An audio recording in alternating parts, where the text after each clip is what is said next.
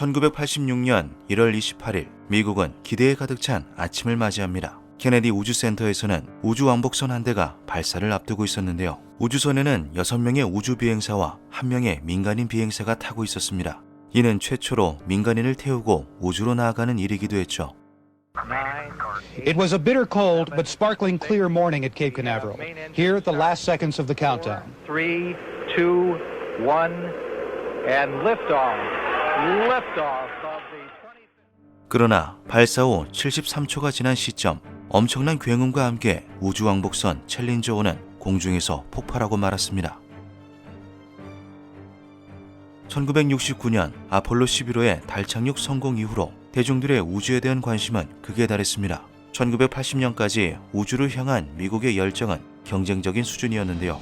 이 덕분에 우주 기술이 비약적인 발전을 이루기도 했죠. 1984년 로널드 레이건 대통령은 우주 프로젝트 하나를 발표합니다. 통칭 티처 인 스페이스라고 불리는 이 프로젝트는 일반 교사들 중 우주 비행사를 뽑아 그 경험을 학생들에게 공유할 수 있게끔 지원하며 원격으로 수업을 진행하는 프로젝트였습니다. 프로젝트가 발표된 후 11,000명의 교사들이 지원서를 제출합니다. 나사에서는 수많은 지원자들 중 10명을 골라서 추렸는데요. 그중 최초의 우주 교사라는 타이틀을 얻게 된 것은 미국 뉴햄프셔주 콩고드 고등학교에서 근무 중인 크리스타 맥컬리프였죠. 크리스타를 포함해 선발된 10명의 교사들은 우주 비행사들과 동일한 훈련을 받으며 우주로의 도약을 준비했습니다. 대중들의 관심은 자연스레 최초의 민간인 비행사 크리스타 맥컬리프에게 집중되었는데요. 그녀 또한 최초의 우주교사로서 임무를 완벽하게 해내기 위해 노력하고 우주로 떠나게 될 날을 기대했죠. 이는 비단 한 사람만을 위한 일이 아니라 인류 전체의 또 다른 가능성을 위한 출발이었습니다. 1986년 1월 28일 미국은 일제히 케네디 우주센터를 주목했습니다. 이날 오전에는 최초의 민간인 우주 비행사를 태운 챌린저5의 이륙이 예정되어 있었기 때문이죠. 챌린저5는 이미 발사 일정을 몇 번 번복했기 때문에 많은 사람들은 이번 비행을 더욱 고대하고 있었습니다. 처음 예정일은 1월 22일이었지만 악천 후 본체의 추가 정비 사항과 같은 사유들로 1월 28일까지 미뤄지게 된 것이었죠. 발사 2시간 전 챌린저5에 탑승하게 될 승무원들이 운영 점검동에서 출발합니다. 사령관인 딕 스코비를 포함하여 마이클 스미스, 로널드 맥네어, 앨리슨 오니즈카, 주디스 레스닉, 그레고리 자비스, 그리고 최초의 우주교사인 크리스타 맥컬리프까지 7명이었죠. 그들의 얼굴은 기대와 환희로 가득 차 있는 것처럼 보였습니다. 추운 날씨에도 불구하고 7명의 우주 비행사들은 모두 무사히 준비를 마친 후 우주왕복선 챌린저5에 탑승합니다. Good morning, Krista. Hope we go today. Good morning, hope so too. 플로리다주 케이프 커네버럴에는 많은 사람들이 모여 챌린저5의 발사를 기다리고 있었습니다. 비행사들의 가족들 또한 관중석, 발사대와 가까운 곳에서 지켜보고 있었죠. 크리스타의 제자, 동료들은 콩고드 고교 강당에 모여 TV로 이를 시청하고 있었습니다. 많은 언론에서도 이 프로젝트의 출발에 주목하고 있었는데요. 당시 신생 케이블 방송사인 CNN에서는 이 장면을 현장 생중계로 내보냈죠. 챌린저5의 카운트가 종료된 후 주엔진이 가동되고 많은 사람들의 환호와 기대 속에 25번째 우주임무를 실은 왕복선이 발사대를 벗어납니다. 역사적인 발사 순간 사람들은 각자의 소망과 안녕을 실어보냈죠. 발사는 성공적인 것처럼 보였습니다. 콩고드 고교 강당에서도 환호성과 박수가 터져나왔는데요. 그러나 바로 다음 순간 믿을 수 없는 일이 벌어집니다.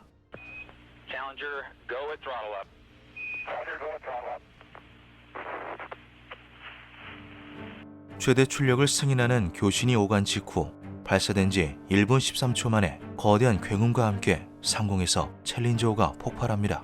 환희와 기대는 순식간에 절망으로 뒤바뀌었죠. 나사 교신센터를 비롯한 현장의 관중들, 상황이 생중계되던 콩고드 고교 강당에서도 황망한 정적만이 감돌았습니다. 폭발 직후 상황이 파악되지 않아 여전히 환호하는 이들도 있었으나 그들도 차츰 무언가 잘못되었다는 것을 느끼기 시작했죠. Flight controllers here looking very carefully at the situation. Obviously a major malfunction. 상황을 중계하던 방송사들은 일제히 당황했습니다. 이륙 직후 폭발하였기에 지상에서는 두 갈래의 구름 기둥만 보일 뿐 명확하게 확인할 수 있는 것이 없었는데요. 당시 챌린저5와 통신하던 나사 관제센터 또한 마찬가지였습니다. 혼란스러움만 가득했을 뿐 정확한 상황을 판단하긴 어려웠죠. 폭발 사고 후에 뒤쪽에서 사람들이 우는 소리가 들렸고 다들 데이터를 보거나 서로를 쳐다봤어요.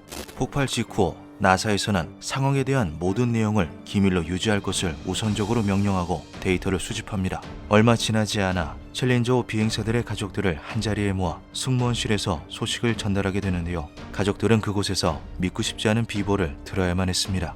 챌린저 5가 심각한 오작동을 일으킨 것으로 추정되며 승무원 중 누구도 살아남지 못했을 것이라는 소식이었죠. 충격에 휩싸인 것은 백악관도 마찬가지였습니다. 대변인인 레리 스피크스가 나와 현 상황에 대한 입장을 표명했는데요. 하지만 백악관 또한 대중에게 노출되어 있는 정보 외에는 당장 파악할 수 있는 것이 없었습니다. 나사는 추락 지점으로 예측되는 플로리다 앞바다를 꼼꼼히 수색합니다. 단 한 줄의 희망이라도 놓치지 않기 위해 왕복선의 잔해 중 크루 모듈을 우선적으로 수색하였는데요. 챌린저 5 폭발 당시의 영상을 확인했을 때 크루 모듈 부분이 분리되어 날아가는 걸 확인할 수 있었기 때문이죠. 그러나 사고 직후의 수색에서는 큰 성과가 없었습니다. 폭발 사고가 일어난 바로 다음 날 나사의 비행 책임자인 제이 그린이 사태에 대해 브리핑합니다. 그는 모든 비행사들과 나사의 전문가들이 최대한 많은 가능성에 대비해 훈련하고 있다고 이야기했는데요. 그 뒤에 이어진 말은 이번 사고는 어쩔 도리가 없었다는 말이었습니다. 생각하거나 대비가 가능한 범위의 사고가 아니었다는 이야기였죠. 많은 이들이 슬픔에 잠겼으며 전문가들은 사고의 명확한 원인을 파악하기 위해 애썼습니다. 그런데 사고 당시의 장면을 녹화해 놓은 영상에서 발사 직후 연료 탱크 부분에서 검은 연기가 피어오르는 것이 확인됩니다. 발사하며 생기는 연기와는 확연히 다른 형태였는데요. 우주왕복선의 고체 연료 담당자이자 나사의 하청업체 모턴 티오콜사의 직원이었던 앨런 맥도널드는 이 영상을 보자마자 연료의 누수를 막는 오링에 결함이 생긴 것임을 알아챘습니다. 이것은 이미 이전에 많은 전문가들과 제작자들이 지적하고 문제 삼았던 부분이었죠. 챌린저 5 발사가 있기 1년 전 디스커버리 우주왕복선 실험에서 같은 증상을 목격한 적이 있었던 건데요. 1985년 1월의 비행에서 두 개의 오링 중 첫 번째 오링이 밀폐력을 잃으며 가스가 안쪽으로 새어 들어가는 사고였습니다. 오링은 로켓 부스터 둘레를 감싸 틈새를 막음으로써 부스터 가스가 폭발하지 않도록 막는 왕복선의 부품 중 하나이죠. 디스커버리 우주왕복선 실험으로 알게 된 것은 날씨가 급격하게 추워질 경우 고무는 탄성을 잃게 되고 탄성을 잃게 된 고무는 본래의 형태로 돌아오거나 틈을 완벽히 밀폐하는 역할을 하지 못하게 된다는 것이었습니다. 디스커버리 우주왕복선의 경우 두 번째 오링이 제대로 작동해 폭발까지 이어지지는 않았지만 당시 오링의 설계를 담당했던 로저 보졸리는 이것을 계기로 11도 이하의 날씨에서는 절대로 왕복선 발사를 진행해서는 안 된다는 의견을 내놓게 됩니다. 때문에 챌린저 5 발사 당시 영하를 웃돌던 날씨를 지적하며 모턴 티오콜사의 로저는 하루 전 발사 당일 오전까지도 계속해서 발사 연기를 요청했습니다. 그러나 나사와 2차 계약을 앞두고 있었던 티오콜사의 책임자들은 그의 의견을 묵살한 채 예정대로 발사를 준비합니다. 나사에서도 마찬가지였습니다. 적자였던 우주기술 프로젝트의 손해를 충당하기 위해 챌린저 5 발사를 진행하기로 결정합니다. 분명히 많은 사람들이 위험에 대한 경고를 보냈음에도 불구하고 무리한 일정을 강행한 것이죠. 사고 13일 후 비상 지표가 수집됩니다. 각 분야의 전문가들, 책임자들이 모여 챌린저 5 발사 사고에 대해 논의하게 되죠. 대통령위원회 소속인 셀리 라이드 박사가 나사 우주선 프로젝트 감독인 레리 멀로에게 날씨에 대해 권고받은 것이 사실이냐 묻자 레리는 모턴 티오콜에서 발사를 예정대로 진행하라 이야기했다고 대답했습니다. 이때 앨런 맥도널드가 손을 들고 이야기를 시작합니다. 모턴 티오콜의 기술자들은 영상 11도씨 이하의 기온에서 발사하지 않을 것을 계속해서 권고했다고 말이죠. 앨런은 이후의 인터뷰에서 챌린저 5 사고에는 오링에 대한 기술적인 문제뿐 아니라 서로에게 책임을 전가하고 회피하는 태도 또한 작용했을 것이라 이야기했습니다. 그는 두 가지 모두를 바로잡지 않으면 또 같은 문제로 대형 사고가 발생할 것이라 말하였는데요. 그것이 그가 많은 사람들 앞에서 손을 들고 진실을 바로잡은 이유였죠. 사고가 발생한 지 약 한 달 반이 지난 1986년 3월 7일 미 해군 함정이 챌린저 5 크루 모듈의 잔해를 찾아냅니다. 잔해는 추락했을 당시의 모습 그대로 해저에 놓여 있었는데요. 비행사들은 7명 전원이 사망한 것으로 확인되었죠. 나사와 미 정부는 조종사들의 유해를 수습하기 위해 잠수부대를 투입합니다. 유해를 수습하고 조사하며 발견된 안타까운 사실은 실제로 비행사들이 추락 직후에는 살아있었을 가능성이 컸다는 사실이었습니다. 챌린저 5 내부에 비상용 호흡장치가 활성화되어 있는 흔적이 발견되었던 것이었죠. 비행사들의 직접적인 사인은 바다에 떨어지며 받은 충격으로 추측되었습니다. 모든 조사가 끝난 후 1986년 4월 29일 챌린저 5 비행사들의 장례가 치러집니다. 이후 나사와 백악관은 같은 사례가 다시 발생하지 않도록 하기 위한 모든 일에 주의를 기울였습니다. 로널드 레이건 대통령은 추도식을 열어 희생자들을 추모하였으며 사고 원인을 명백하게 세상에 밝힙니다. 모두가 예상한 것처럼 챌린저 후의 폭발 원인은 추운 날씨, 제대로 팽창하지 못한 오링의 결함이었습니다. 대중들의 많은 관심을 끌었던 나사의 우주교사 프로젝트는 잠정적으로 중단, 해체되었으며 한동안 우주왕복선의 운영 또한 전면 중지됩니다. 우주를 향한 인류의 도전과 걸음이 잠시 제자리에 멈추게 된 사건이었죠. 하지만 이것은 또 다른 참사를 예방하고 대비하기 위한 모두의 노력이었습니다. 사고 2년 8개월 후 나사는 우주왕복선의 운영을 재개합니다. 이번에는 챌린저 후에서 발견되었던 기술적 결함뿐 아니라 발사 당일의 문제점까지 모두 고려한 성공적인 발사였죠. 인류는 아픔을 극복하고 또 한 번 우주로 나아갈 수 있었습니다. 우주교사 프로젝트는 중단되었지만 7명의 비행사들을 기리고 크리스타의 뜻을 잇기 위한 챌린저 러닝센터가 탄생합니다. 이곳에서는 전직 우주조종사인 사람들이 모여 학생들의 과학, 수학, 기술과 우주에 대한 호기심을 해결하고 학습을 돕기 위한 활동을 진행하고 있죠. 2018년에는 크리스타가 우주에서 진행하려던 내용의 수업을 우주비행사 리키 아놀드가 국제우주정거장에서 진행하였는데요. 그가 진행한 수업의 내용은 크리스타가 하지 못한 수업, 크리스타스 로스트 레슨이라는 제목으로 유튜브에 업로드되었습니다. 챌린저 폭발 사고는 많은 이들에게 비극과 충격을 안겨준 참사였지만 결국 남은 이들에게는 잊지 말고 나아가야 할 역사의 일부로 남게 되었습니다. 챌린저호가 남기고 간 것은 슬픔과 괴로움이 아니라 미래를 위한 안전과 평화가 되었죠. 역사는 움직인다. 그것은 희망으로 나아가거나 비극으로 나아간다. 기묘한 밤이었습니다. 지구 밖 우주에 또 다른 생명체가 존재할 수 있냐는 물음은 인류가 하늘을 관찰하기 시작한 이래로 쭉 존재했습니다. 과학과 천문학 기술이 비약적으로 발전한 현재까지도 명확하게 드러난 사실은 없지만 그 해답을 찾기 위한 노력은 끊임없이 이어지고 있죠. 하지만 몇몇 이들은 이것을 그리 먼 곳에서 찾을 필요가 없다고 말을 하기도 하는데요. 지구와 이웃하고 있는 행성 화성에 생명체가 존재할 수 있다는 것이죠. 1. 화성의 식물. 최근인 2023년 4월 4일 미국의 저술가 스콧 와링이 자신의 웹사이트를 통해 하나의 사진을 공개합니다. 해당 사진은 화성의 탐사 로버 퍼서비어런스가 찍은 사진으로 나사의 공식 홈페이지를 통해 입수한 것이었는데요. 사진에는 한 가지 특이점이 존재했습니다. 바위 한 구석에 붉은 줄기와 녹색의 봉오리를 가진 식물처럼 보이는 것이 찍혀 있었던 것이죠. 해당 사진은 현재도 나사의 홈페이지를 통해 확인할 수 있는데요. 이에 대해 학자들의 다양한 의견이 오고 갔으나 정체에 대한 명확한 답변은 나오지 않은 상태입니다. 흥미로운 것은 2020년에도 이와 비슷한 형태의 생물체 의심 사진이 찍힌 적이 있다는 것입니다. 해당 사진이 찍힌 건 역시 이번에 공개된 것과 비슷한 형태의 줄기, 봉오리를 가지고 있는데요. 당시 이것은 하얀 장미라고 불리며 학계에 크고 작은 논란을 불러일으켰죠. 3년여가 지난 지금 비슷한 것이 또 한 번 발견되면서 하얀 장미가 화성에 독창적으로 자생한 식물 혹은 균류일 수 있다는 가설이 제기되기도 했습니다. 과연 하얀 장미의 정체는 무엇일까요? 2017년 4월에도 화성의 식물에 대한 논란이 있었습니다. 로버 큐리오시티가 공개한 화성의 사진 중 나무의 줄기처럼 보이는 것이 있었던 것인데요. 화성에 물이 존재했다는 것이 연구 결과로 드러나며 이것이 화석화된 나무일 것이라는 의견이 나왔지만 그 정확한 정체는 결국 밝혀지지 못했죠. 이러한 놀라운 사진들은 그저 빛에 의한 착시, 특이한 암석 지형일 뿐일까요? 아니면 정말 한때 자생했던 혹은 현재도 자라나고 있는 화성의 식물일까요? 2. 화성의 곤충.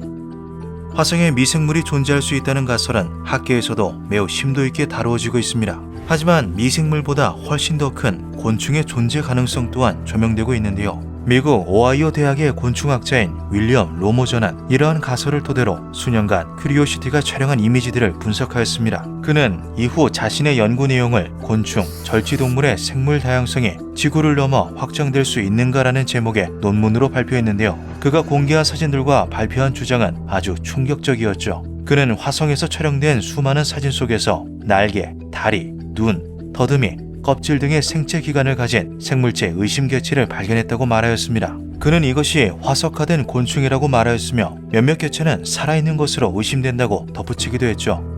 각각의 개별 이미지들은 다양한 매개 변수를 사용하여 신중히 연구하였습니다. 제가 발견한 수십 장의 사진들은 다음의 가설을 뒷받침합니다. 1. 화성에는 화석화된 곤충과 파충류의 형태가 존재합니다. 2. 화성에는 지구에 현존하는 곤충, 파충류와 유사한 형태가 존재합니다. 3. 화성에는 생명체가 존재했고 지금도 존재합니다. 하지만 대부분의 학자들은 이것을 두고 파레이돌리아 현상일 뿐이라고 일축하였습니다. 파레이돌리아 현상이란 일반적인 물체나 자연현상에서 그것과 전혀 상관이 없는 동물, 표정 등의 이미지를 인식하는 것을 일컫는 말인데요. 우주 현상 중 유명한 것은 화성의 얼굴을 예로 들 수 있죠. 1976년 바이킹 1호가 촬영한 화성의 얼굴은 추후 더 좋은 화질, 다른 각도로 촬영한 사진에 의해 얼굴과는 전혀 다른 모습의 자연 암석이라는 것이 밝혀졌습니다. 로머저 박사는 본인의 주장에 대하여 훨씬 더 많은 연구가 필요한 것은 분명하다라고 말하며 이것을 그저 허무맹랑한 이야기거리로 치부해서는 안 된다고 강조하였습니다. 다른 시각, 다른 각도로 바라보며 열린 마음으로 대해야 한다는 것인데요. 화성에 바다와 같은 대량의 물이 존재했다는 사실까지 밝혀진 지금 필요 이상으로 회의적인 시각을 취할 필요가 없다는 것이죠. 과연 로머저 박사의 말대로 화성에는 곤충이 존재했었고 지금도 존재하는 걸까요? 3. 화성의 뼈.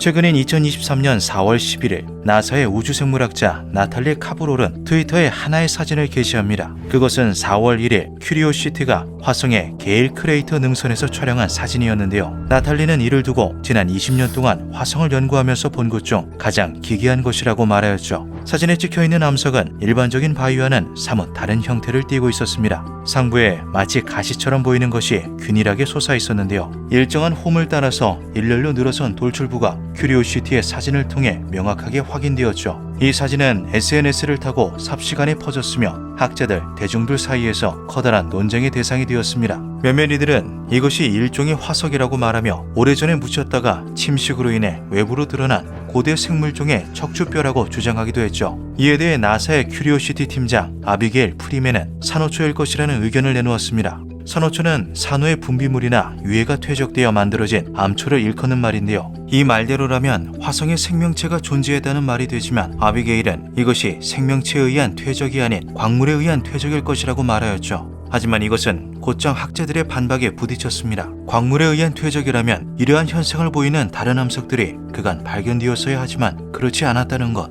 일반적인 퇴적 현상이라면 가지가 수직 방향을 띄어야 하지만 해당 돌출부는 사선 방향이라는 것 등을 근거로 들었죠. 최근에 발견된 이 기이한 암석에 대해서는 현재까지도 의견이 분분하지만 평범한 자연석이 이러한 형태를 취하는 것은 불가능하다는 쪽으로 의견이 모아지고 있습니다. 과연 바위 위에 솟아있는 가시의 정체는 무엇일까요? 선사시대에 살았던 화성 생물의 흔적인 걸까요?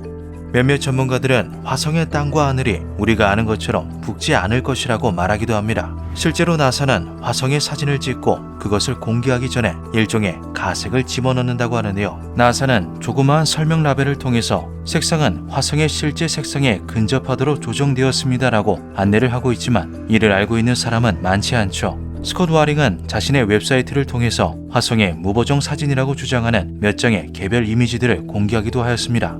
그는 나사에서 화성을 생명체가 살 수 없을 정도로 척박한 땅처럼 보이게 하기 위하여 의도적으로 필터를 넣거나 아예 흑백으로 처리한다고 말하였죠.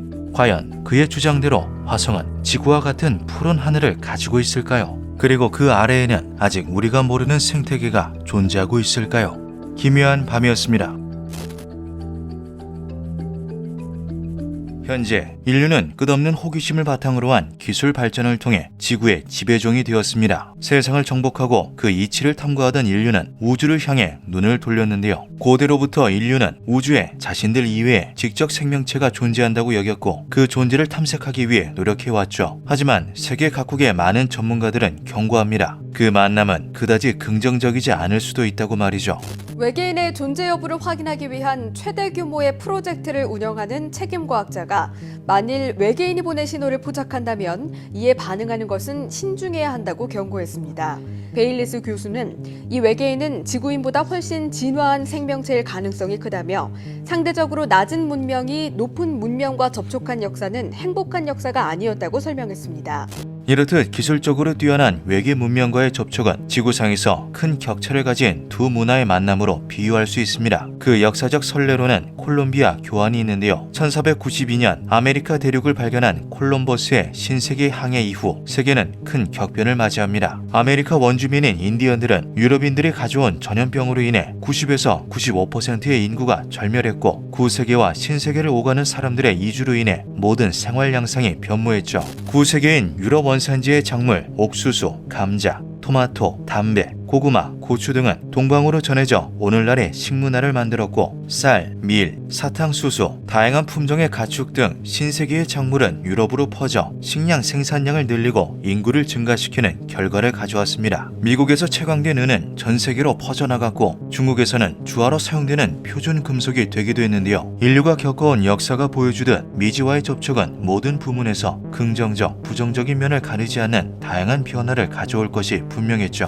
외계 존재, 그 중에서도 지적 존재를 찾기 위한 인간의 노력은 세티 프로젝트로 이어집니다. 세티는 외계 지능 탐색을 총칭하는 용어인데요. 1900년대 초 라디오가 출현한 직후부터 시작되어 1980년대 집중적인 탐구가 진행됩니다. 1896년 니콜라 테슬라는 고전압 변환 장치인 테슬라 코일을 발명함으로써 라디오를 발명하는데요. 그는 기술을 극단적으로 발전시킨다면 화성의 존재와 통신을 할 수 있을 것이라 굳게 믿었죠. 그 믿음은 1924년 8월 21일 화성이 지구에 가장 근접하게 된 날까지 이어집니다. 미국에서는 21일부터 23일까지 35시간 동안 매시 정각 5분간 모든 라디오 장치의 전원을 끄는 전국 라디오 침묵의 날을 홍보하였는데요. 미국 해군 천문대에서는 라디오 전파가 침묵하는 틈을 타 비행선을 띄워 3km 상공에서 화성의 신호를 관측했죠. 외계 탐사라는 인류의 갈망은 1960년대로 이어져 천체 물리학자 프랭크 드레이크에 의해 프로젝트 오즈마라는 최초의 세티 실험으로 발전하는데요. 1984년 천문학자 칼 세이건의 주도하에 설립된 세티 연구소는 단순한 라디오 주파수부터 성간 양자통신 네트워크의 흔적까지 지금도 외계의 지적 존재를 찾기 위한 다양한 시도를 계속하고 있죠. SETI uses the tools of astronomy to try and find evidence of someone else's technology out there. It might be that some massive network of communications or some could generate signals at radio or optical frequencies that a determined program of searching might detect.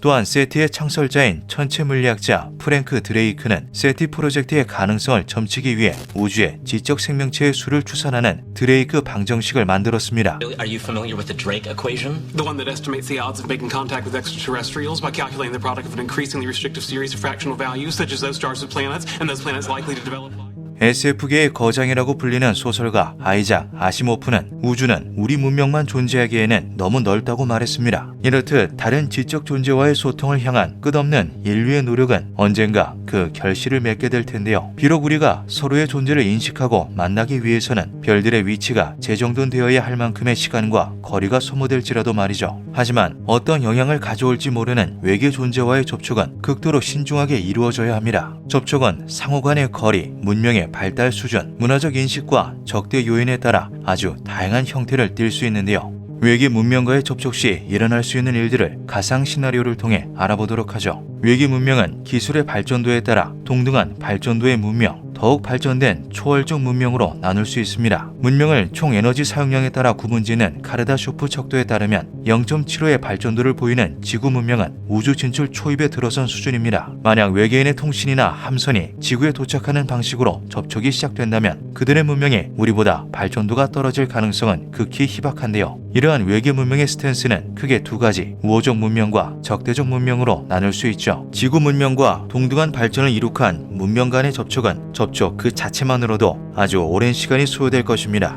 이러한 두 문명 간의 교류는 수십 혹은 수백 년에 걸쳐 천천히 인류 사회에 영향을 줄 수 있는데요. 직접 접촉의 경우는 기술의 부족으로 거의 일어나지 않을 것이며 위치 확보와 통신에 걸리는 시간조차 아득히 먼 세월이 걸릴지 모르죠. 현재 지구는 외계 탐사를 위해 보이조호를 발사한 지 약 40년이 넘었습니다. 하지만 고작 광속으로 하루, 통신 신호로는 22시간 걸려 도달하는 거리까지밖에 가지 못했는데요. 성간 통신을 시도하는 우리와 동등한 발전의 외계 문명 역시 비슷한 정보 전송 속도를 보일 것이기 때문에 이둘 사이의 교류는 거의 불가능한 것이나 다름없죠. 마션의 작가인 앤디 위어의 소설 프로젝트 헤일 메리는 우리와 비슷한 발전도를 보이는 외계 문명과의 접촉에 관해 다루고 있습니다. 소설의 주인공 그레이스는 지구에서 12광년 떨어진 타오세티에서 무기물질을 기반으로 한 외계인 로키를 만나는데요. 비슷한 발전도의 두 문명인은 로켓 공학과 재료 가공 기술을 공유하며 문제를 해결해 나가죠. 이렇듯 우호적인 문명 간의 접촉은 서로 간의 과학 기술을 공유하고 도움이 될 수 있는 유기적, 생태적인 발전을 도모할 수 있습니다. 그들은 우리와 같은 탄소 기반 생명체일 수도 있고 규소 기반의 생명체 혹은 어떠한 형태의 무기물적 존재일지도 모르는데요. 형태와 기원에서부터 차이점이 생겨난다면 우리와 전혀 다른 물리역학을 따를 가능성이 있기에 협력하에 무한한 과학적 발전을 이루어낼 수 있죠. 하지만 대부분의 경우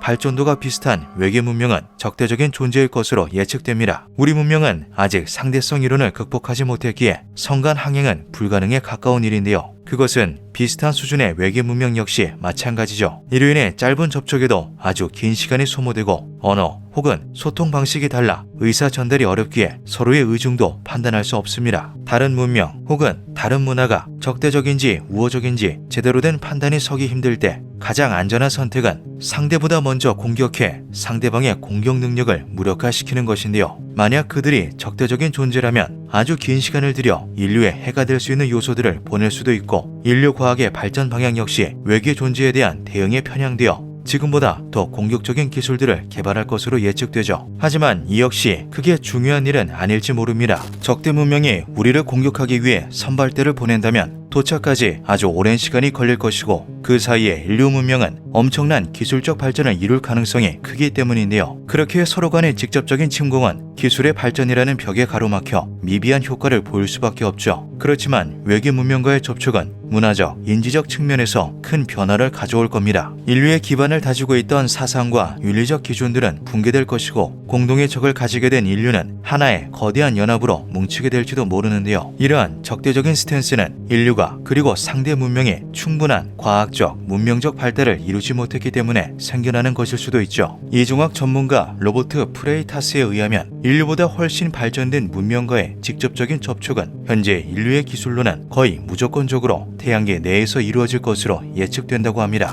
카르다 슈프 척도 유형 1의 문명은 기술적 한계로 인해 정기적인 성간 여행이 불가능하기 때문인데요. 그 말은 즉 최소 유형 2 이상으로 평가되는 초월적 문명이 인류와의 접촉을 위해 찾아오는 것을 의미하죠. 인류학자 벤 피니는 이 상황을 19세기 말 유럽 식민 세력이 도래할 때까지 외부 세계와의 접촉이 거의 없던 뉴기니 섬의 원주민으로 비유합니다. 당시 석기 시대를 지나고 있던 뉴기니 섬의 원시 부족들은 유럽의 기술 문명이 전파되자 사회 문화적으로 큰 변화가 일어나는데요. 원주민들은 신들과 소통하기 위해 유럽인의 기술을 빌려 목조, 라디오 방송국을 만들었습니다. 그리고 하늘을 날아다니는 마법의 탈 것을 숭배하기 위한 비행장을 만들어 이른바 화물 숭배로 알려진 종교가 탄생하죠. 남서태평양의 어느 열대섬, 열대우림에 수십 명의 사내들이 모여든다. 그들의 맨 가슴에는 빨간색 페인트로 USA라는 이니셜이 새겨져 있었다. 엄숙한 분위기 아래 몸에 맞지 않은 큰 사이즈의 낡은 군용 재킷을 입은 깡마른 노인이 바누아투에서 흔히 사용되는 피지너인 비슬라마어로 기도문을 외쳤다. 사내들은 대나무 장대를 소총처럼 어깨에 메고 정글을 통과해 행진을 시작했다. 그들의 목적지는 착륙장처럼 꾸며진 숲속의 공터였다. 그러나 이 외딴 섬에는 경비행기를 따라 만든 목조 건축물만 존재할 뿐이었다. 착륙장의 한 구석에는 대나무로 만든 관제탑이 우뚝 서 있었고 다른 편에는 진흙과 지프로 만든 위성 안테나가 놓여 있었다. 사내들은 하늘을 향해 깃발을 흔들며 착륙 신호를 보냈다. 그들은 기다린다. 하지만 신은 나타나지 않았다. 화물 숭배 의식은 열등한 문명의 고등 문명의 화물이나 통신, 운송 수단을 신의 증거로 삼은 종교 의식을 말합니다. 이처럼 고도로 발달한 과학 기술은 어떤 이들에게는 마법이나 신의 기적과 같이 보일 수 있는데요. 만약 외계 문명과 지구 문명 사이의 과학 기술이 마법처럼 보일 만큼 큰 격차를 보인다면 인류의 의사와는 상관없이 외계인이 우리를 대하는 태도에 따라 모든 것이 달라질 것입니다. 어쩌면 발전된 우주 문명이 우리에게 적대적일 것이라는 생각조차 지극히 원시적인 사고 구조일 수 있죠. 지구에서 발전한 인간의 역사는 생물 간의 그리고 문화 간의 치열한 경쟁을 통해 일궈낸 투쟁의 역사이기 때문입니다. 이런 인간의 관점으로 우주 문명을 바라보는 것 자체가 인류의 문명이 미성숙하다는 증거일 수 있는데요. 어쩌면 이미 고도로 발달한 외계 존재가 지구와 인류의 존재를 눈치채고 우리의 정신적인 성숙을 기다려주고 있을지도 모르는 일이죠. 언젠가 상대성 이론을 넘어 우리를 기다리는 외계 문명에 닿게 되었을 때 인류의 의식 또한 빠른 속도로 진화해 우주적 관점에서 협력 가능한 고등 존재로 거듭나게 될까요? 이렇듯 성숙한 문명은 작은 행성과 종족, 생과 사, 옳고 그름을 넘은 우주적 규모의 계몽 혹은 아가페적인 사랑으로 서로를 이해하고 받아들이는 지적 존재일 가능성이 높습니다. 하지만 진화 생물학적인 관점에서 볼 때 외계 문명의 진화 과정이 인류와 크게 다르지 않았다면 수렴 진화를 진화를 통해 인간과 유사한 공격성을 가졌을지도 모릅니다. 성간 항행으로 직접적인 침략 전쟁이 가능한 수준으로 발달한 문명의 경우 지구처럼 작은 행성을 파괴하는 것은 매우 손쉬운 일인데요. 그들은 광속에 혹은 광속에 준하는 비행이 가능한 기술을 보유 중일 겁니다. 그리고 사람 한 명분의 질량을 가진 물체가 광속의 95%, 즉 아광속의 속도로 이동하게 된다면 지구의 모든 핵폭탄을 합한 만큼의 충격력을 줄 수 있는데요. 행성의 주요 거주민들이 대부분 지표에 살고 있는 지구의 경우 그저 질량체를 이동시켜 부딪히는 것만으로 손쉽게 멸종시킬 수 있는 것이죠. 이런 아광속 무기들은 엄청난 위력도 문제지만 가장 큰 이점은 속도에 있습니다. 한 번 발사된 무기는 너무 빠르기 때문에 제대로 방어하는 것조차 불가능한데요. 그렇게 우주의 모든 문명은 스스로를 숨기고 상대방을 선제 타격하기 위해 기회를 노리고 있다는 이른바 어둠의 숲 가설이 대두되는 것이죠. 하지만 그들이 우리 지구의 문명이 선제 타격을 시도할 만큼 발전되지 않은 원시 문명이라는 사실을 알아차린다면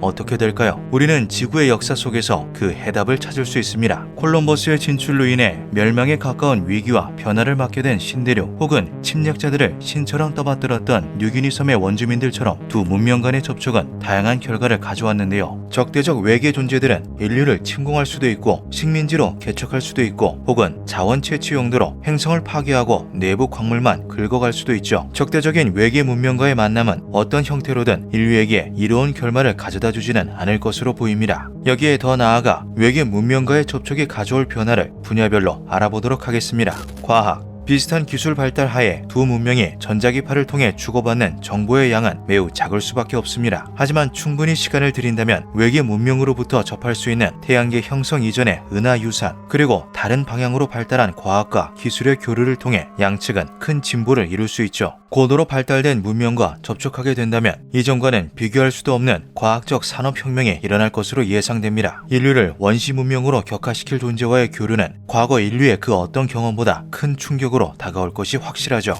생태학, 우주적인 측면에서 볼 때 지구의 환경은 갈라파고스처럼 독립적이고 고유합니다. 지구라는 폐쇄적인 환경은 외계 바이러스나 생물학적 무기의 위협으로부터 극히 취약해 보이는데요. 반면 외계 유래종이 지구의 환경에 어떠한 영향도 끼치지 않을 가능성도 있죠. 외계 유래종과 지구의 생물학적 접점이 아예 없을 경우입니다. 외계인 혹은 외계의 생물이 탄소 기반 생명체가 아닐 경우 우리가 길을 걷다 마주친 돌멩이 수준으로 상호 간의 영향이 적을 수 있는데요. 물론 지구의 적대적인 외계 문명이 지구 생물학에 대한 충분한 지식을 얻고 극도로 강력한 생물학적 무기를 만들 가능성도 있죠. 어떤 방식이든 인류와 외계 생명체의 접촉은 생물학적 분류에 큰 갈래를 만들어낼 겁니다. 세계관, 우주 문명과의 접촉은 인류가 가지고 있던 지구 중심주의에서 벗어나는 전환점이 될 겁니다. 인간은 유일하고 특별한 존재가 아니며 우주의 질서상 예외적인 존재가 아니라는 것을 인식하게 되는 것인데요. 우주에서 유일한 지적 생명체라는 인간 중심의 패러다임은 무너질 수밖에 없죠. 인류는 소위 우주적 겸허함을 받아들일 준비가 되어 있지 않다. 우리가 우주 공간에서 가장 똑똑한 아이가 아니라는 사실을 받아들인다면 우리에게 다른 관점을 제공할 것이다. SF 소설가 로버트 킹은 외계 접촉으로 인한 사회적 결과를 5단계로 표현했습니다. 1. 초기 충격과 경악. 2.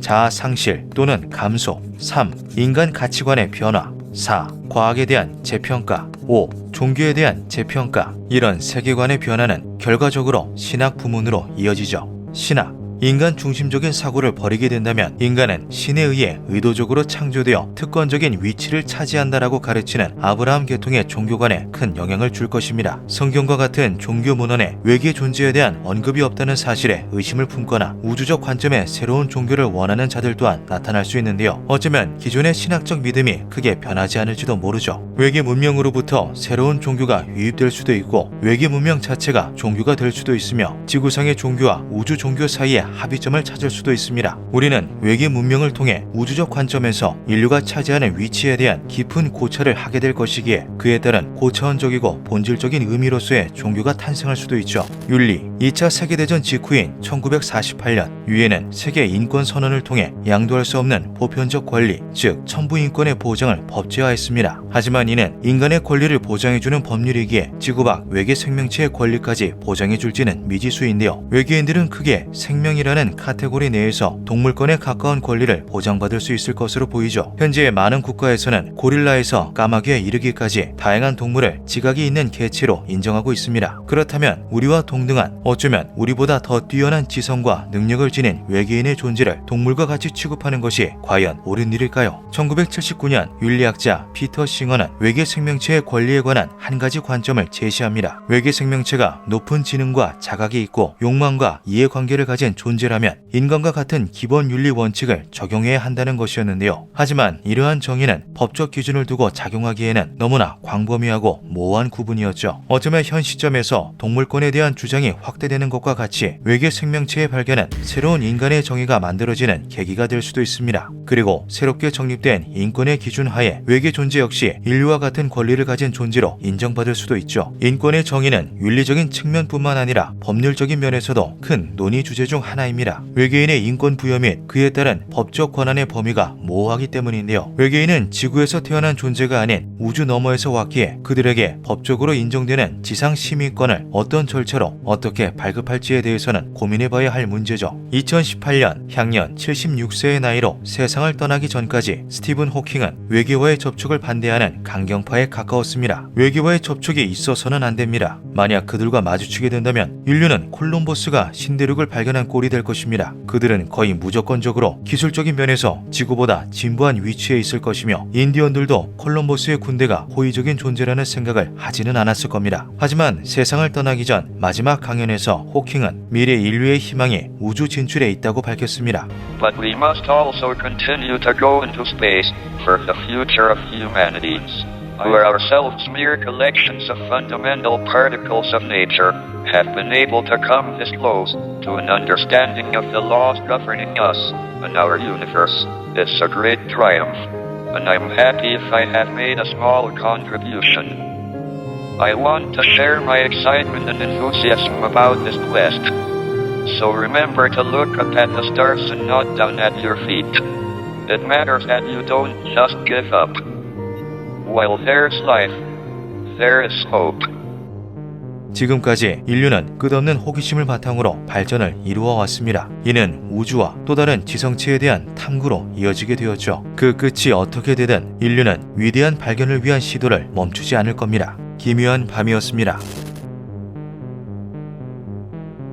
나사의 외계행성 탐사 임무 케플러 미션을 수행했던 케플러 망원경은 2018년 수명이 다할 때까지 총 50만 개의 별과 4천여 개에 달하는 외계행성을 탐사했습니다. 그 덕에 인류는 천문학 지식을 한 단계 더 높은 곳으로 끌어올릴 수 있었는데요. 이러한 인류 발전의 기회는 비단 전문가들뿐만이 아닌 시민들에게도 주어졌죠. 플래닛 헌터라고 불리는 시민 참여 프로그램은 케플러 우주망원경이 관측한 별이나 행성을 토대로 시민 과학자들이 특이한 패턴이나 징후들을 찾아내는 프로젝트였습니다. 이것은 때로 아주 중요한 발견으로 이어지고는 했는데요. 지구에서 1470광년 떨어져 있는 별 KIC 846-2852처럼 말이죠.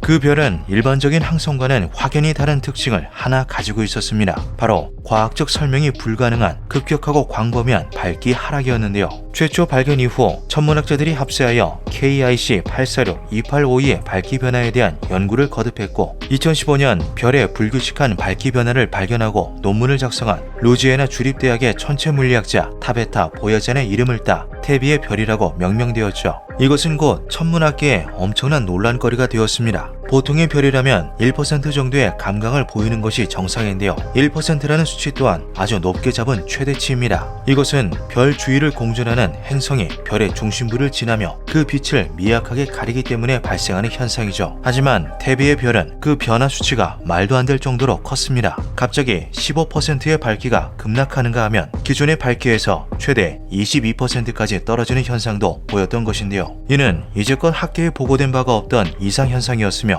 가전 추론을 대입하여도 설명되지 않은 기현상이었죠. 일반적인 행성보다 훨씬 더 거대한 무언가가, 즉 외계 문명에 의해 유래된 인공물체가 별 주위를 떠다니는 것이 아니라면 설명될 수가 없었습니다. 이에 학자들은 다양한 가설들을 쏟아내기 시작했습니다. 첫 번째는 별 주위를 도는 해성으로 인해 태비의 별이 광도 차이를 보인다는 것이었는데요. 하지만 이 가설은 곧 부정되고 말았습니다. 태비의 별의 밝기를 최대 22% 떨어뜨리려면 별 주위의 해성이 무려 64 4만 개 이상 존재해야 한다는 결과가 나왔기 때문이죠. 뒤이어 등장한 가설은 별 주위로 형성된 거대한 먼지고리였습니다. 별이 생기는 초기 과정에서 먼지고리가 형성되는 건 일반적으로 관찰되는 현상이기도 했기에 이것은 곧 주류 의견으로 받아들여지는 듯 했는데요. 하지만 이 역시 설명되지 않은 부분들이 너무나 많았죠. 일단 먼지고리의 물리적인 크기가 일반적으로 형성되는 것과는 비교도 되지 않을 정도로 커야 한다는 것이 그러했고, 설령 그렇게 거대한 먼지고리가 있다고 하더라도 어느 정도의 주기적 특성은 존재해야만 했습니다. 태비의 별의 감광은 완전히 불규칙적이었으며 정해진 특징이나 패턴이 전혀 없었죠. 이에 일부 천문학자들은 한 가지 충격적인 가설을 제기합니다. 태비의 별을 가리는 물체가 외계 문명이 만든 초대형 구조물일 수 있다는 것이었는데요. 이것은 생각외로 천문학계에서 꽤 진중한 문제로 다루어졌습니다. 해당 가설이 등장하기 전에도 다이슨의 구라는 개념이 존재했기 때문인데요. 다이슨의 구란, 태양과 같은 항성을 기계로 한 겹 감싼 초거대 구조물을 일컫는 말로 1937년 SF 소설가인 올라프 스테폴든에 의하여 처음 제시된 후 이론 물리학자인 프리먼 다이슨이 구체적, 현실적으로 다듬어 정립한 개념이죠. 인류를 비롯하여 외계 어딘가 존재할지도 모르는 모든 문명들은 사실상 필연적인 멸망을 기다리는 것과 다름이 없습니다. 기술이 발전하면서 행성의 자원은 점차 빠르게 소진되고 결국 모든 자원을 사용한다면 그 행성은 얼마나 발전을 하고 어떠한 문명을 이룩하였는지를 떠나 서서히 멸망을 맞이할 수밖에 없기 때문이죠. 하지만 다이슨의 굴을 만들 수 있다면 이야기가 달라집니다. 만약 태양을 덮을 수 있는 거대한 구 형태의 장치를 만들어 태양 에너지를 지구로 직접 전송한다면 인류는 적어도 태양이 사라지기 전까지는 존속할 수 있게 되는데요. 태양은 초당 핵폭탄 1조기가 터지는 것과 동일한 에너지를 발산하기 때문이죠. 우리가 그 에너지의 1%라도 끌어와 사용할 수 있게 된다면 인류는 자원 고갈로 인한 멸망 위험에서 벗어날 뿐만 아니라 태양 에너지를 발판 삼아 우주로 진출할 수도 있습니다. 물론 현재 인류는 다이슨의 굴을 현실화할 수 있을 만큼의 기술력을 보유하고 있지 않습니다. 기술력도 한참 부족하지만 지구 주변의 수성과 금성, 화성을 모조리 갈아 넣는다고 해도 태양의 모든 면적을 덮는 것이 불가능하기 때문인데요. 이 문제가 해결된다고 하더라도 말 그대로 천문학적인 자원과 작업량, 우주를 오갈 수 있는 비행 능력, 그것을 유지 보수할 수 있는 에너지 설비 등 SF 영화와도 같은 일들이 현실화되어야 하죠. 이것은 현재로선 불가능한 이야기지만 인류가 다른 행성으로 이주해 문명을 존속하기 위해서는 언젠가 이루어져야 할 숙명이기도 합니다. 천문학자들 역시 만약 저 먼 외계 은하 어딘가 고향 행성을 벗어나 우주로 진출하기로 결심한 문명이 있다면 반드시 이 과정을 거쳐야 할 것이라 말하였는데요. 일부 학자들은 높은 차원의 기술력을 보유한 외계 문명들이 실제로 다이슨의 구 같은 개념을 현실화하였고 그것을 별에 씌우는 것으로 에너지를 얻고 있을 수 있다고 말하기도 하였죠. 그리고 그 중 하나가 바로 태비의 별이라는 것이었습니다. 태비의 별 외부에 씌워진 다이슨의 구가 필요시 별의 에너지를 흡수하기 때문에 불규칙적인 감광을 보인다는 것인데요. 그것은 구의 형태가 아닌 링 형태일 수도 여러 개의 기체들을 띄어 배치한 스웜 형태일 수도 있다고 덧붙였죠. 태비의 별에 대한 다이슨 구 가설은 학계에 거센 찬반 논란을 불러일으켰습니다. 외계 문명의 가능성을 심도 있게 탐색해봐야 한다는 의견과 아직 밝혀지지는 않았지만 자연적으로 인해 발생 가능한 형태의 감광일 것이라는 의견이 팽팽히 맞선 것인데요. 그러던 중 외계 문명 쪽으로의 무게를 실어줄 수 있는 놀라운 논문 하나가 발표됩니다. 그것은 외계 직접 생명체 탐사 프로젝트인 세티의 연구팀이 주도한 것으로 태비의 별에서 오는 레이저 신호를 관측했다는 내용이었는데요. 연구팀은 태비의 별의 감광이 외계 문명으로부터 유래된 것이라는 전제하에 릭 천문대의 관측 장비를 사용해 해당 별에서부터 발송되는 레이저 신호를 분석하였습니다. 결과는 놀라웠는데요. 177개의 고분해능 분광 자료를 분석하자 그 중에서 외계 지적 생명체가 보낸 것으로 추정되는 정체불명의 신호가 포착된 것이죠. 인류가 최초로 외계 신호를 받아낸 것일 수도 있는 역사적인 순간이었습니다. 이들은 곧바로 두 번째 세부 분석 작업에 들어갔지만 아쉽게도 생명체가 보낸 것으로 추정된 신호의 대부분이 우주 공간에서 날아온 우주선인 것으로 확인됩니다. 외계 존재에 대한 가능성이 완전히 배제된 것은 아니었지만 그 최초의 접촉은 다시 한 발 물러서게 된 것이죠. 태비의 별에 대한 연구는 이후로도 이어졌습니다. 그것은 별의 불규칙한 특징을 처음 발견하고 보고했던 타베타 보야잔 박사 역시 마찬가지였는데요. 연구 연구팀은 2016년 3월부터 2017년 12월까지 하와이에 위치한 켑 천문대에서 태비의 별을 관측하여 분석했습니다. 그리고 이 과정에서 한 가지 사실이 더 드러나게 되는데요. 별빛이 감광되는 부분을 조사하자 붉은 빛이 푸른 빛보다 덜 어두워지는 것으로 밝혀진 것이죠. 이것은 별을 감싸고 있는 무언가가 불투명한 고체 형태의 구조물이 아니라는 것을 뜻했습니다. 연구에 같이 참여하였던 펜실베니아 주립대 교수 제임스 라이트는 이것이 거대한 규모의 우주 먼지로 보이지만 어디에서 유래된 것인지는 정확히 알 수 없다고 덧붙였죠. 연구팀은 새로운 연구를 통해 태비의 별이 사실 쌍성으로 밝혀졌다고 말하며 동반성의 중력이 태비의 별 주위를 도는 우주 파편들의 궤도에 영향을 준 것으로 보인다고도 말하였습니다. 이것은 현재의 주류 가설로 자리 잡았지만 어디까지나 가능성 높은 의견일 뿐 정확히 밝혀진 사항은 없는데요. 몇몇 학자들은 태비의 별의 불규칙한 특징은 해당 현상만으로는 전부 설명할 수 없다며 외계 문명과의 연결고리를 다시 재조명해봐야 한다고 주장하기도 하였죠. 그도 그럴 것이 관측 기술이 발달하면서 우주 곳곳에 불규칙 항성들은 무려 20개가 넘게 관측되었습니다. 이 모든 별들이 그저 우주 먼지나 행성 파편으로 인해 그러한 특징을 보인 것이라 설명하기는 어려웠는데요. 그 중에서 대표적으로는 HD 139139를 예로 들 수 있죠. 2018년 케플러 우주망원경이 수명을 다한 뒤 천문학자들은 케플러가 수집한 방대한 양의 우주 데이터를 분석하였습니다. 그 과정에서 매우 이상한 별이 하나 발견되었는데요.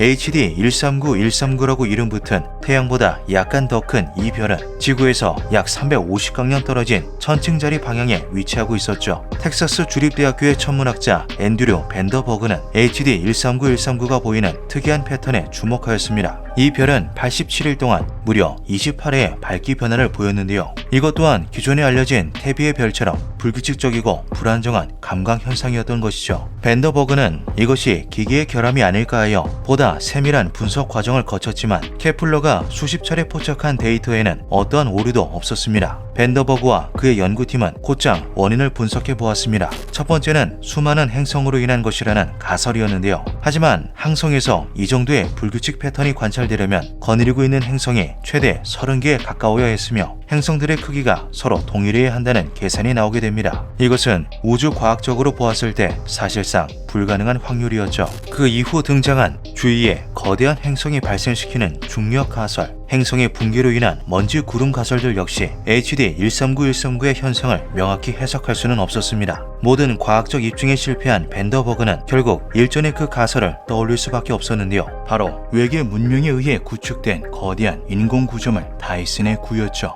태비의 별을 발견했던 타베타 보야잔 박사는 HD 139139에 대하여 이것은 인간이 진정 아무것도 알지 못한다는 사실을 다시 한번 상기시켜 주었다라는 말을 덧붙이기도 했습니다. 충격적인 것은 이 외에도 설명할 수 없는 현상을 보이는 별들이 여럿 존재한다는 것입니다. 오리온 자리 방향에 위치한 PDS-110은 30%의 광도 감소를 보였고 전갈 자리에서 관측된 EPIC-2043-760-71은 무려 80%의 밝기 감소 및 설명할 수 없는 빛 변동성, 외뿔소 자리에 위치한 KH-15D는 최대 96% 감광이라는 극단적인 밝기 감소로 별빛이 거의 꺼졌다가 켜지기를 반복하여 윙크하는 별이라고 불리기도 하죠. 그 밖에도 불규칙한 패턴을 보이는 현재 과학으로는 완벽히 설명할 수 없는 이상한 별들은 수십여 개가 더 존재합니다. 학자들은 그 이유를 밝히기 위해 끊임없는 노력을 하고 있지만 지구로부터 수천 광년 떨어져 있는 별들을 살펴보는 것은 여간 어려운 일이 아니죠. 먼 훗날 인류의 천문 관측 기술이 비약적으로 발전하여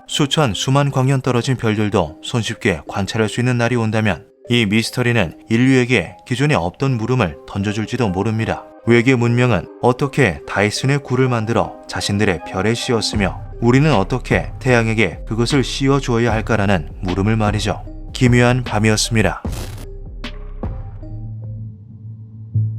소비에트 인공위성을 우주로 발사, 지구를 시속 18,000마일로 공전 중, 미국 상공을 4회 가로지른 것이 포착됨. 1957년 10월 4일 오후 10시 28분 바이코누르 우주기지에서 A로켓이 인류 최초의 인공위성인 스푸트니크를 우주로 올려보냅니다. 인간이 만든 별은 궤도에 무사히 자리를 잡았으며 최초의 메시지를 지구로 보내왔죠. 당시 위성의 신호는 암호화하지 않았기에 전 세계 모든 사람들이 스푸트니크의 첫 신호를 들을 수 있었습니다. 당시 소련과 냉전 상태를 유지하고 있었던 미국은 충격에 빠졌는데요. 그들이 고작 농업국가라고 생각했던 소련에게 뒤처졌다는 것을 믿을 수 없었던 것이죠. 이후 두 국가는 육지와 하늘을 넘어 우주라는 타이틀로 눈을 돌렸으며 치열한 개발 경쟁을 이어갔습니다. 그러나 같은 해 11월 3일 소련에서 스푸트니크 2호가 발사됩니다. 심지어 살아있는 강아지 라이카를 태운 채로 말이죠. 당시의 기술력으로는 편도로 발사하는 것만 가능했기에 라이카는 살아 돌아오지 못했지만 살아있는 포유류를 태워 우주로 보냈다는 것은 소련의 우주선 기술력에 대한 압도적인 차이를 증명했습니다. 그리고 라이카의 우주 도달로 미국과 소련의 우주 경쟁은 더욱 과열되기 시작했습니다. 이 과정에서 수많은 동물들이 희생되었지만 두 나라는 이것으로 만족하지 않았는데요. 수많은 동물들이 우주로 향했고 그곳에서 사망하거나 가까스로 지구로 돌아오는 일이 반복되었습니다. 이미 세계는 알고 있었습니다. 그들의 최종 목적은 언젠가 인류를 지구 밖으로 보내는 일이라는 걸 말이죠. 그러나 사람을 우주로 보내는 것은 쉬이 시도할 수 없는 것이었습니다. 그저 시행착오였다고 이야기하기는 돌이킬 수 없는 인류사에 길이 남을 중대한 실수를 저지르게 될 수도 있는 것이었죠. 반면에 이것을 성공시킨다면 인류사에 영원히 남을 위대한 업적으로 기록될 것이었습니다. 1958년 소련에서는 보스토크 계획이, 미국에서는 머큐리 계획이 시작됩니다. 그리고 1961년 4월 12일 인류 역사상 최초의 유인 우주선 보스토크 1호가 유리 가가린을 태운 채 성공적으로 우주 비행에 성공합니다. 우주는 매우 어두웠으나 지구는 푸르렀습니다.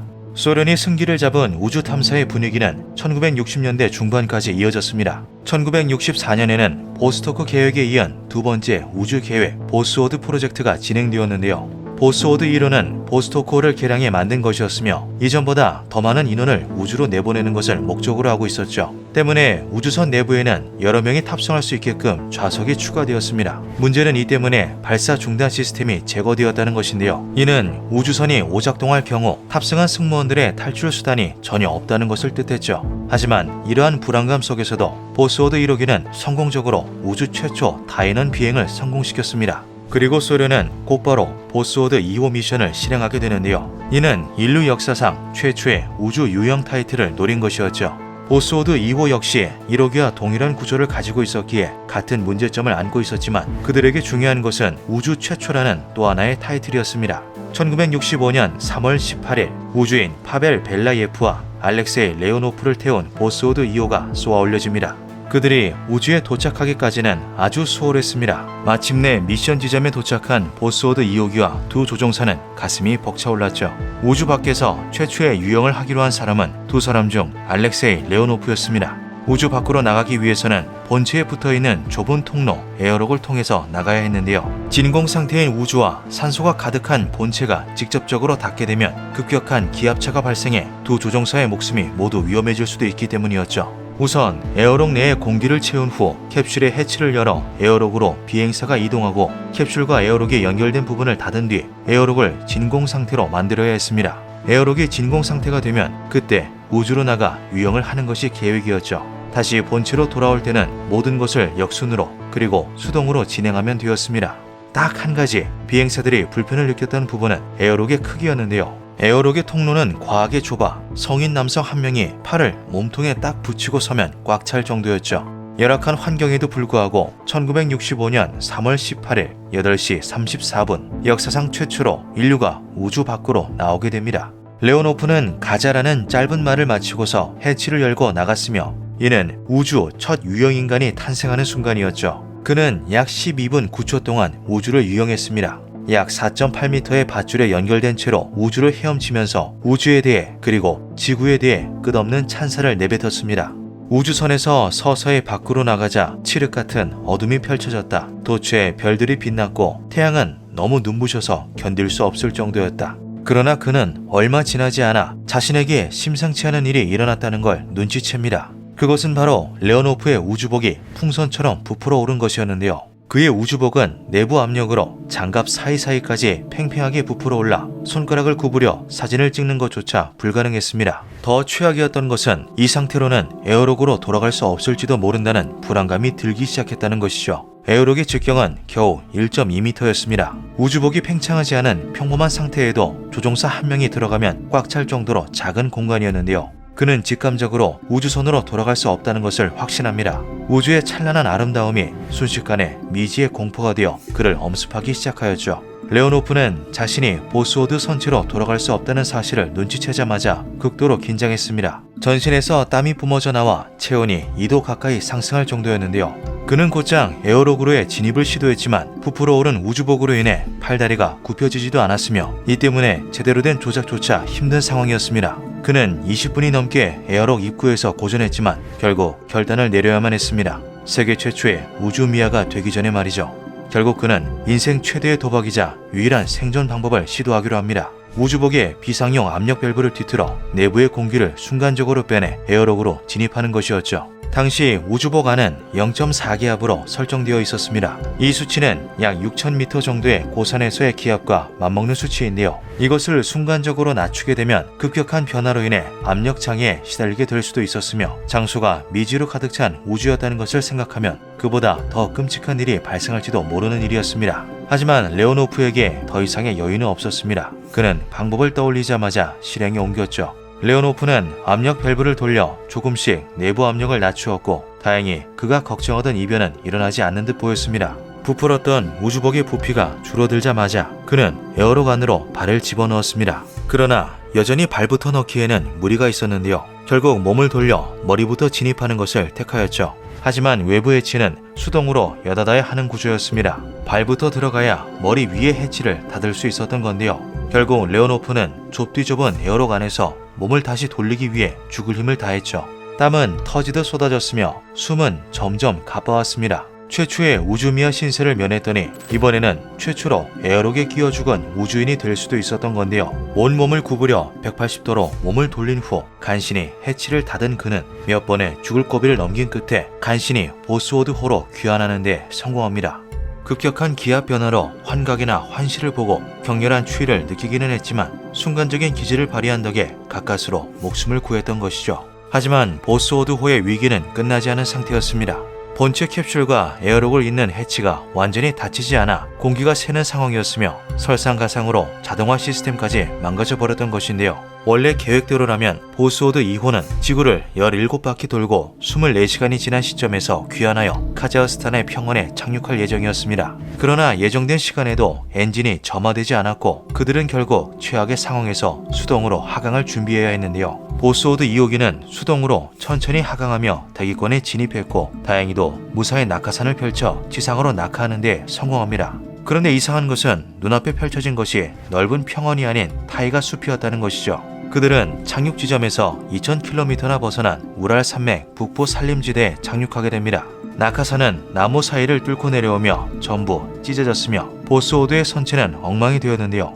난방 장치까지 고장나버려 두 조종사는 지구에 도착하자마자 혹독한 추위에 시달려야 했죠. 1965년 3월 19일 9시 2분 우랄 산맥 북부에 착륙한 두 조종사의 상태는 점점 나빠졌습니다. 살을 애는 듯한 추위와 더불어 해가 진 숲은 어둡다 못해 한 치 앞도 분간이 되지 않을 지경이었죠. 그들은 불을 피운 채 선체 바깥에서 구조를 기다렸는데요. 그러나 얼마 지나지 않아 어둠 속에서 무언가가 자신들을 지켜보고 있다는 것을 깨닫습니다. 그것은 숲속에 굶주린 늑대들이었죠. 두 조종사는 자신들의 몸을 지킬 어떠한 무기도 없었기에 다시 우주선 안으로 들어가 숨을 수밖에 없었습니다. 그들에게는 무기도 몸을 따뜻하게 만들 물건도 없었는데요. 보통의 인간이라면 한 번으로 만족할 죽을 고비가 연달아 계속해서 일어난 것이었죠. 그러나 그들은 끝내 살아남았습니다. 발사된 지 2일, 지구에 귀환한 지 1일 만인 3월 20일 새벽 1시경 구조대가 그들을 발견하게 됩니다. 그러나 침엽수림이 깊게 우거져 있어 접근이 어려웠던 탓에 두 조종사들은 하룻밤을 더 우랄 산맥에 방치되었는데요.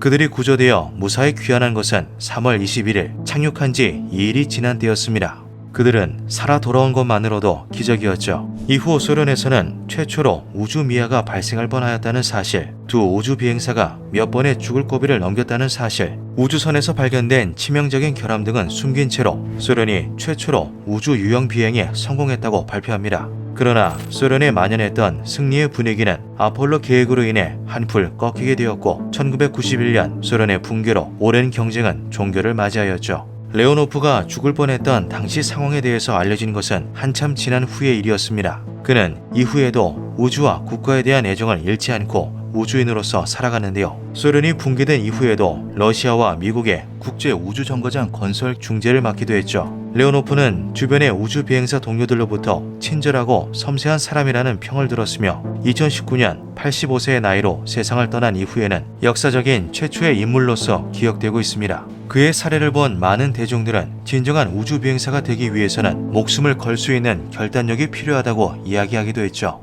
우주는 광활하고 무한하지만 인간은 유한합니다. 그럼에도 우주를 향해 도약했던 이들이 존재하기에 우리는 그 비밀을 조금씩이나마 풀 수 있게 된 것인데요. 다행히도 최초의 우주미아라는 타이틀은 현재까지도 탄생하지 않은 채이죠. 기묘한 밤이었습니다. 만약 우리가 발견해낸 것이 옳다면 우주에는 생명체가 존재하며 과거에도 지구에 왔고 미래에도 지구에 오게 될 것을 의미합니다. 이것은 지구상의 모든 생명체가 우주에서 유래했을 수도 있다는 것을 뜻하기도 하죠. 2013년 9월 셰필드 대학교의 밀턴 웨인라이트 교수는 놀라운 사실을 발표합니다. 바로 우주에서 떨어진 외계 생명체의 흔적을 발견했다는 것인데요. 지난 8월 밀턴 교수 연구팀은 페르세우스 유성우를 가까이에서 관측하고 유성의 잔해를 수습하기 위해 특수 제작된 풍선을 하늘에 띄웠습니다.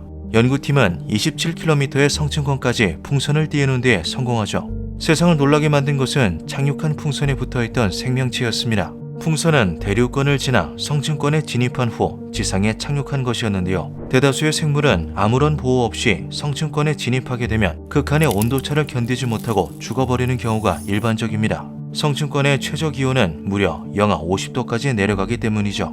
하지만 미생물의 일종으로 보이는 그것은 분명하게 살아있는 상태였습니다. 지금까지 학계에 밝혀진 미생물 종 중 대다수는 대륙권 아래 지역에서만 생존이 가능했는데요. 그보다 높은 고도의 성층권에서도 생존할 수 있는 미생물 종에 대한 보고는 이루어진 적이 없었죠. 밀턴 교수의 연구팀이 발견했다는 유기체는 규조류의 일종이었습니다. 규조류란 단세포 식물로 현재 12,000종 정도가 학계에 알려져 있는데요. 그러나 이들은 담수나 해수 속이 분포하는 조류입니다. 때문에 성층권에서 떨어진 풍선에 붙어있다는 것 자체가 성립되지 않는 상황이었죠. 일각에서는 성층권에서 붙어 내려온 것이 아니라 애초에 지상에서 풍선을 출발시킬 때 묻었던 것일 수 있다고 이야기하기도 했는데요. 밀턴 교수는 설령 그렇다고 하더라도 지구 표면에서 성층권까지 그대로 붙어 올라가는 일은 불가능하다고 반박했습니다. 그는 이 유기체가 유성우가 쏟아질 때 유성 조각에 붙어 있다가 성층권에 함께 흩뿌려진 태양계 바깥에서 유래한 생물종일 것이라고 이야기했죠. 밀턴 교수는 놀라운 발표와 함께 자신이 발견했다던 일명 외계 규조류의 사진도 함께 공개했습니다. 그리고 밀턴 교수는 이것이 지구에 도착한 우주 생명체의 최초 증거가 될 것이라고 덧붙였죠. 과학계에서는 밀턴 교수의 주장에 대해 회의적인 입장을 보였습니다. 밀턴 교수가 주장하는 우주에서 떨어진 생명체 가설은 입증할 수 없는 것이라고 반박하기도 했는데요. 일부 전문가들은 아주 거대한 화산 폭발이 일어난 경우 폭발하는 힘에 의해 작은 균류, 유기체 등이 성층권으로 쏘아 올려질 수 있다고 이야기하였죠. 미국의 천문학자인 필 플레이트는 밀턴 교수의 주장이 잘못되었다는 칼럼을 게시하기도 했습니다. 그는 애초에 샘플이 오염되지 않게 채취했다는 방법을 신뢰할 수 없다고 이야기하며 최초로 우주 생명체를 발견했다고 주장하는 칼럼을 게시한 저널 오브 코스몰로지의 신빙성 또한 모호하다고 말하였는데요. 성층권 위로 생물체를 올릴 방법이 없다고 해서 그것이 외계에서 왔다는 것은 비약이라는 말도 덧붙였죠. 하지만 그는 칼럼을 마치면서 그렇다고 이 모든 게 엉터리라는 것은 아니다라고 말하며 우주 생명체의 가능성에 대해 언급하기도 했습니다. 저는 우주에서 생명체가 기원한다는 펜스페르미아 설을 흥미롭게 생각합니다. 우리는 우주에 생명체가 존재할 수 있다는 간접적인 증거들을 가지고 있습니다. 다만 직접적인 증거가 없을 뿐이죠. 펜스페르미아 설에 대해 연구하는 것은 가치 있는 일이지만 올바르고 정확하게 연구해야만 합니다. 일부 전문가들 또한 극한 환경인 우주에서 생존할 수 있는 생물이 이미 지구상에도 존재하기 때문에 밀턴 교수의 발표가 완전히 허황된 것은 아니라고 이야기하였죠. 지구 최강의 생물이라고 불리는 이것은 물곰이라는 이름을 가진 작은 동물입니다. 물곰은 성체 기준 0.1mm가 채 되지 않은 몸 길이를 가지고 있어 현미경으로 봐야만 자세한 관찰이 가능한데요. 이 조그마한 개체는 5억 3천년 전의 캄브리아기 때부터 현재까지 종을 보존해오며 무려 5번의 대멸종을 견뎌냈죠. 물곰의 생존력은 그저 질기다라는 말로는 표현이 어려울 정도입니다. 물곰은 영하 272도, 영상 150도의 극저온과 고온에서도 죽지 않으며 지구 표면보다 6,000배나 높은 기압 조건에서도 우주와 같은 완벽한 진공 상태에서도 살아남을 수 있는데요. 방사능에도 강하여 일반 동물들의 치사량 1000배에 달하는 방사선에 노출되어도 생명을 유지할 수 있죠. 또한 신진대사를 극한으로 떨어뜨릴 수 있는 조절 능력을 가지고 있어 음식이나 물 없이도 수십 년을 사는 것이 가능하고 이론적으로는 무려 1000년 이상을 살 수 있는 신체 구조를 가지고 있다고 합니다. 하버드 대학교의 천문학자 아비로브 교수는 물곰에 대해 이러한 견해를 덧붙이기도 했죠. 물곰은 머나먼 과거 다른 행성으로부터 지구로 옮겨져온 외계 생명체의 후손일 수 있다. 만약 물곰과 같은 생물들이 우주 전역에 더 있다면 우리는 우리들이 모르는 사이에 이미 외계 생명체와 접촉했을지도 모르는 일입니다. 그들은 인류가 기대하는 미지와의 조우를 그리기에는 너무나도 작은 존재들이기 때문이죠.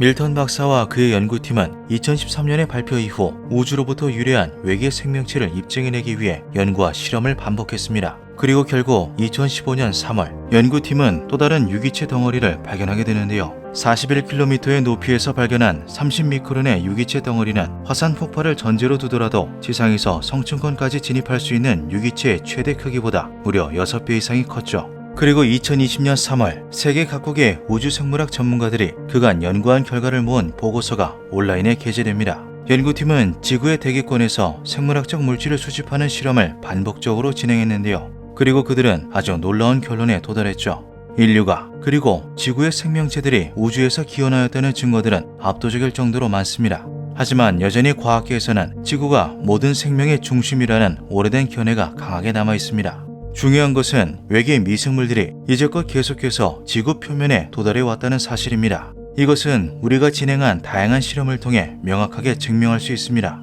1000만 종이 넘어가는 지구의 생물들 중에는 최초의 기원이 불분명하거나 설명되지 않는 종, 진화의 고리가 명확히 밝혀지지 않은 미싱 링크를 가진 종들이 아주 많습니다. 이것은 현대의 발달된 과학으로도 차마 풀어낼 수 없는데요. 그것은 인류의 기원과 진화 역시 마찬가지이죠. 어쩌면 그 오랜 해답은 지구가 아닌 저 먼 우주 밖에 있는 것은 아닐까요? 기묘한 밤이었습니다.